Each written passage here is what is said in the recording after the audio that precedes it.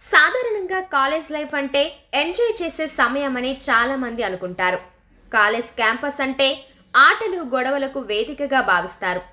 చదువును చివరికి నెట్టేసి మిగతా వాటికి ప్రాధాన్యతనిస్తారు.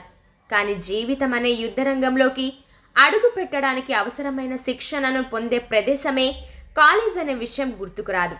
అలాంటప్పుడు అటు స్టూడెంట్స్ ఇటు పేరెంట్స్ ఎంతగా స్ట్రగుల్ అవుతారనేది ఆవిష్కరించిన కథనే ఇది.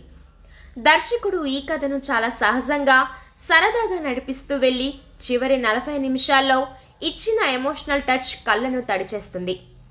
ఎదిగిన పిల్లల కోసం మరోసారి యుద్ధం చేయడానికి వయసు మళ్ళిన తల్లిదండ్రులు సిద్ధపడటం ఉద్వేగానికి గురిచేస్తుంది. ముందుగా నడిచే మూడొంతుల కథ ఒక ఎత్తైతే చివరి 40 నిమిషాలు ఒక ఎత్తు. దర్శకుడు కథపై పట్టుతో పూర్తి అవగాహనతో కథను మలిచిన తీరు ఆకట్టుకుంటుంది. ప్రధానమైన పాత్రలను పోషించిన ఆర్టిస్టులంతా చాలా బాగా చేశారు. అరవింద్ కెమెరా పనితనం, రజత్ ప్రకాష్ నేపథ్య సంగీతం, కన్నన్ మోహన్ ఎడిటింగ్ కథకి తగిన స్థాయిలోనే కనిపిస్తాయి.